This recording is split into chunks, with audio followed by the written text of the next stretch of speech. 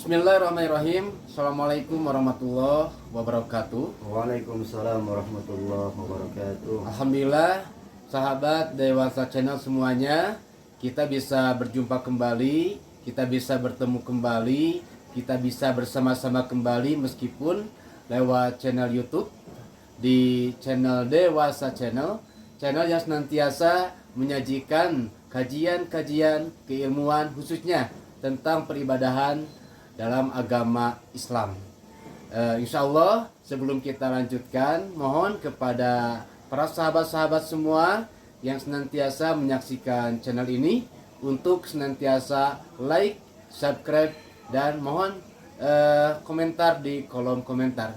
Semoga kebaikan para sahabat semua mendapatkan pahala dari Allah Subhanahu wa Ta'ala. Amin ya Allah ya Rabbal Alamin. Insya Allah dalam kesempatan kali ini, sebagaimana permintaan para sahabat yang kemarin-kemarin kita sudah bisa mengetahui tentang syarat wajib puasa. Nah, dalam kesempatan kali ini kita akan melanjutkan tentang syarat-syarat untuk orang-orang yang berpuasa. Salah satunya yaitu syarat sah puasa. Alhamdulillah, Ustaz. Untuk kesempatan kali ini mohon pencerahan kembali dikarenakan kemarin waktu juga ada hal-hal yang patut dibereskan sehingga tidak beres dalam menyajikan kajian-kajian tentang syarat-syarat puasa. Mohon pencerahannya tentang syarat sah puasa. Silakan, Ustaz. Bismillahirrahmanirrahim. Assalamualaikum warahmatullahi wabarakatuh. Waalaikumsalam warahmatullahi wabarakatuh. Hamdan wa syukran lillah, salatan wa salaman ala rasulillah, wa ba'd. Terima kasih atas waktu yang diberikan dan juga apa kabar semuanya para pemirsa Dewasa Channel. Semoga semuanya dalam keadaan sehat walafiat. Amin ya Allah. Selama-lamanya. Baiklah, kita akan melanjutkan materi yang telah kami sampaikan sebelumnya, yaitu mengenai syarat puasa. Yang mana kemarin sudah disampaikan bahwa syarat puasa itu ada dua perkara secara global, secara garis besar.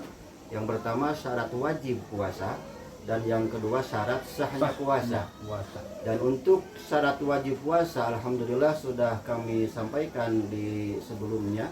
Dan sekarang insya Allah kami akan menyampaikan mengenai syarat sahnya puasa. Jadi syarat-syarat apa sajakah supaya ibadah puasa kita ada dalam keabsahan. Dan kesananya insya Allah semoga dan mudah-mudahan ada dalam qabul, penerimaan dari Allah Subhanahu wa Ta'ala. Apa saja syarat sahnya puasa? Untuk syarat sahnya puasa ini adalah kurang lebih ada 4 poin.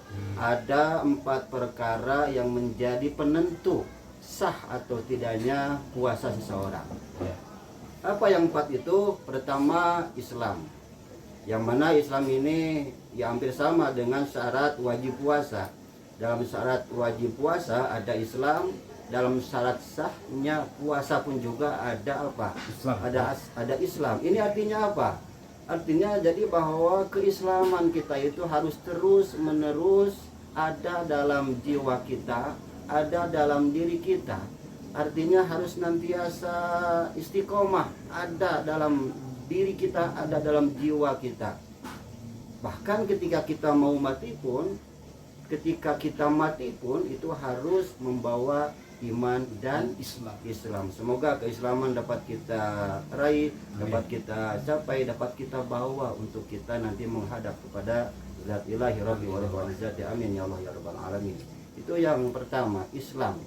Makanya ketika kita nanti memenuhi, menjalani ibadah puasa, semoga Islam tersebut masih tetap bersemayam di dalam diri kita. Kenapa? Karena kalau kita sedang menjalani ibadah puasa, ternyata kita tiba-tiba melakukan hal-hal, melakukan sesuatu, melakukan perbuatan yang akan mengeluarkan kita dari Islam, atau yang dapat memurtadkan kita dari Islam, mengeluarkan kita dari Islam, maka secara otomatis puasanya tidak sah, dan secara otomatis batal puasanya, secara otomatis maka puasanya tidak ada dalam penerimaan Allah Subhanahu wa Ta'ala. Nauzubillahi min dzalik. Itu yang pertama. Yang kedua mengenai syarat sahnya puasa yaitu berakal. Maksudnya berakal sehat, berakal waras, berakal normal. Artinya kalau kita mau ibadah kita sah, maka akal kita harus sehat, akal kita harus normal, akal kita harus waras. Artinya jangan sampai kita mengalami menjadi orang yang hilang akal, tidak waras, hilang akal alias sinting bin edan gitu ya. Naudzubillah. Semoga akal kita terus menerus normal, waras dan sehat gitu ya. Alhamdulillah kita semoga dijauhkan dari sifat kegilaan gitu ya. Itu berakal. Yang mana akal ini seperti dalam hadis Rasul sudah kami sampaikan sebelumnya, yaitu anil majnuni hatta ya berbuat. Itu majnun. Jadi orang yang gila diangkat kolamnya. Artinya apa? Tidak dicatat, tidak ditulis segala amal perbuatannya, baik itu yang positif maupun yang negatif, yang baik maupun yang buruk, tidak dicatat oleh Allah. Kenapa? Karena kolamnya rufi'al kolam, diangkat kolamnya, tidak dituliskan, tidak dipergunakan untuk mencatat amal perbuatan dari orang yang tidak berakal. Makanya orang yang tidak punya akal atau punya akal tapi tidak waras, punya akal tapi akalnya terganggu, ketika dia berpuasa, sekalipun dia berpuasa sebulan penuh dari pagi sampai maghrib, dari subuh sampai maghrib, walaupun dia berpuasa itu tetap hukumnya tidak sah. Kenapa? Karena salah satu syarat sahnya puasa yaitu harus berakal sehat, normal alias waras, tidak sinting alias gila bin edan. Itu yang kedua. Kemudian yang ketiga yaitu apa? Naqaun min nahwi haidin, bersih, suci dari darah nifas, dari darah haid. Ini tentunya diperuntukkan bagi siapa? Khusus bagi kalangan kaum hawa, khusus bagi kalangan perempuan. Karena yang namanya yang suka mengalami menstruasi itu kan kalangan kaum hawa, kalangan perempuan yang suka menstruasi. Kalau kita kaum Adam, laki-laki bukan mengalami menstruasi. Kalau mencret mungkin lah, atau kalau tidak mencret, mencos kali gitu ya. Itu laki-laki yang mengalami, yang jelas-jelas mengalami menstruasi hanyalah siapa? Kaum hawa, kaum perempuan gitu ya. Nah jadi kalau seorang wanita mengalami haid, dia berpuasa, apa sah puasanya? Tentu tidak. Karena salah satu syarat sebagai sahnya puasa yaitu harus suci, harus bersih dari darah haid atau darah menstruasi ataupun darah nifas gitu ya. Kemudian bagaimana kalau seorang wanita yang sedang haid tersebut merasa kekeh untuk menjalani, memenuhi ibadah puasa? Nah itu bagaimana hukumnya gitu. Ada dalam masih dalam kitab tersebut dijelaskan bahwa salah satu hal-hal yang diharamkan bagi wanita yang sedang haid diantaranya haram sholat, dan yang kedua diantaranya ada haram berpuasa. Karena statusnya, hukumnya haram, berarti kalau seorang wanita sedang haid, dia memaksakan diri untuk melakukan apa? Ibadah puasa. Bukan pahala yang dapat diarahi, tapi pahalu yang dapat diarahi. Bukan ganjaran yang dia dapat, tapi genjeran yang dia dapat. Artinya apa? Bukan mendapatkan pahala, tapi mendapatkan siksa.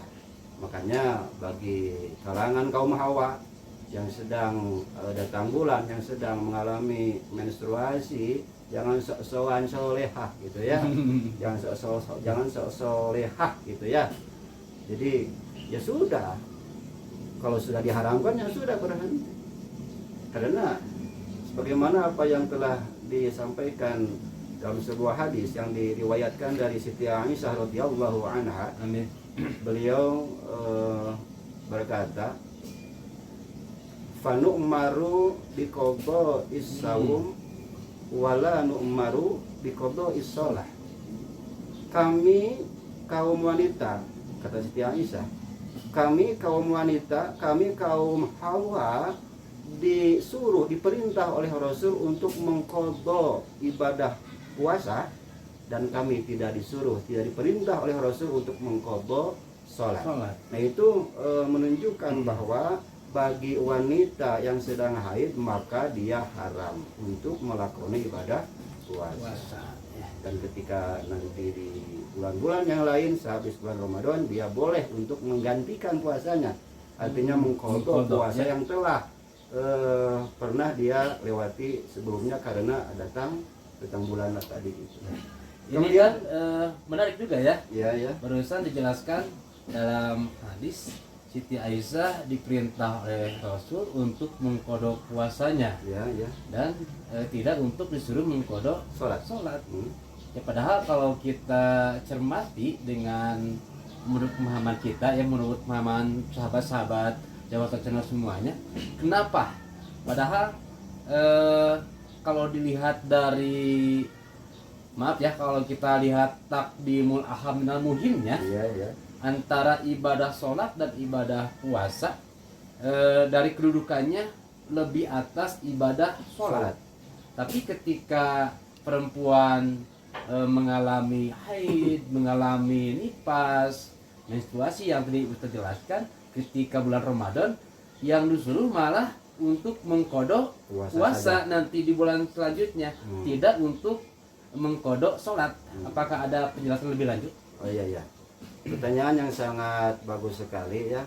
Memang sebagaimana telah kami sampaikan tadi bahwa Siti Aisyah atau kaum Hawa cuma disuruh mengqadha puasa, tapi sholat tidak perlu untuk diqadha. Sementara kalau kita pahami, kalau kita ketahui bahwa kedudukan sholat memang lebih urgen, kedudukannya lebih tinggi daripada puasa. Katakan bahwa dalam hadis pun as-sholatu imaduddin, faman aqamaha faqad aqamaddin, wa man tarokaha faqad hadamaddin. Itu menandakan dan menunjukkan bahwa begitu tingginya fungsi sholat, begitu tingginya kedudukan sholat dalam agama Islam. Tapi sebagaimana yang ditanyakan barusan, loh kok kenapa sholat yang begitu tinggi kedudukannya tidak harus diqadha, sementara puasa yang kedudukannya di bawah sholat kok harus diqadha? Iya. Padahal kalau menurut akal logika kita, yang mesti diprioritaskan itu yang tadi disebutkan takdimul aham minal muhim, yang mesti didahulukan, yang mesti diprioritaskan itu adalah sholat. Tapi sholat harus diqadha, tapi yang harus diqadha cuma apa saja? Puasa saja. Nah ini merupakan salah satu bentuk kasih sayang Allah dan Rasulnya, terutama kepada kalangan siapa tadi? Kepada kalangan kaum Hawa. Kenapa? Coba bayangkan, untuk sholat kita sehari semalam berapa waktu? Berapa kali kita sholat? 5 waktu, 5 kali itu yang pokoknya, itu yang wajibnya. Yang wajibnya 5 kali. Taruhlah seorang wanita mengalami haid itu berapa hari? Yang paling galib, yang paling umum biasanya wanita yang kurang lebih seminggu. 7 hari. 7 hari mengalami masa-masa haid. 1 hari 1 malam berapa kali sholat? 5 kali. 5 kali 7 berapa? 35 kali sholat. Apakah tidak merasa kerepotan kalau seorang wanita harus mengqadha sholat sebanyak 35 kali?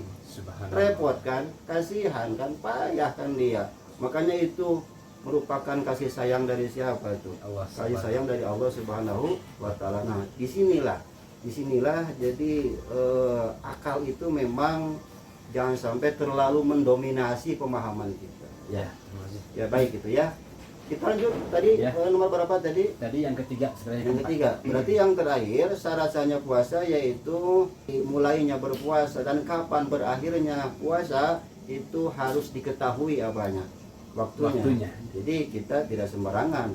Makanya kalau kita beribadah puasa, sampaikan oleh Ustadz tadi, dapat bermanfaat bagi kita semua. Amin ya Allah. Sekian, akhirul kalam. Assalamualaikum warahmatullahi wabarakatuh.